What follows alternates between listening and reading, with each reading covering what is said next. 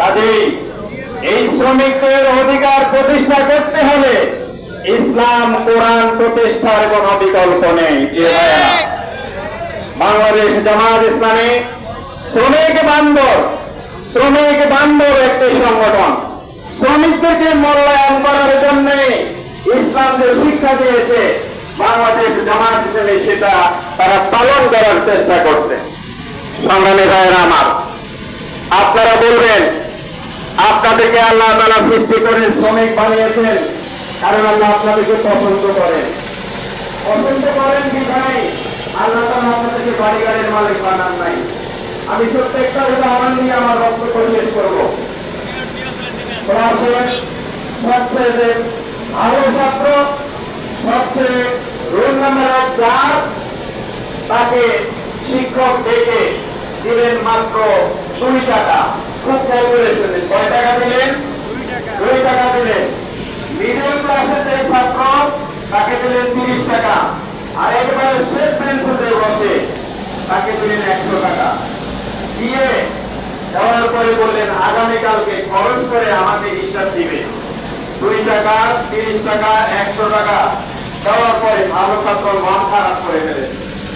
আমি এত ভালো ছাত্র, আরে প্রিয় কাছে আমাকে দিল 2 টাকা, আর বেসরে লেখাপড়া পারে না তাকে দিল 30 টাকা, আর যে সবচেয়ে খারাপ লাস্ট বেঞ্চে বসে তাকে দিল 100 টাকা। তার আসলে আমাকে ভালোবাসেন। পরের দিন সবাই আসলো ক্লাসে, আর একটা তাওয়া গরম করতে লাগলেন। তাওয়া রুটি শেখানোর যে তাওয়া সেটা গরম করতে লাগলেন, এবং যে 100 টাকা তাকে ডাকা হলো যে তুমি হিসাব দাও, এই তাওয়াতে দাঁড়িয়ে হিসাব দিতে হবে। বলেন গরম তাওয়াতে কি দাঁড়ানো যায়? একটু বলবেন দাঁড়ানো যায়? গরম তাওয়াতে দাঁড়ানো যায় না।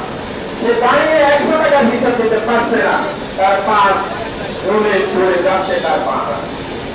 তারপরে 30 টাকা যে দিল সে কিছু হিসাব দেওয়ার পরে আর পারতেছে না।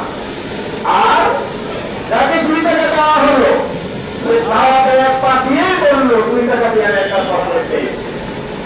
সম্মানিত ভাইরা, তাহলে আজকে প্রমাণ হলো যে তার আসলে ভালো ছাত্রকে ভালোবাসে বিদায় তাকে 2 টাকা দিয়ে তার হিসাবটাকে সহজ করে দিয়েছে। আল্লাহ তাআলা আপনাদেরকে জান্নাতে উচ্চ মাকাম দিবেন বলেই দুনিয়াতে আপনাদেরকে বাড়ি গাড়ির মালিক বানান নাই।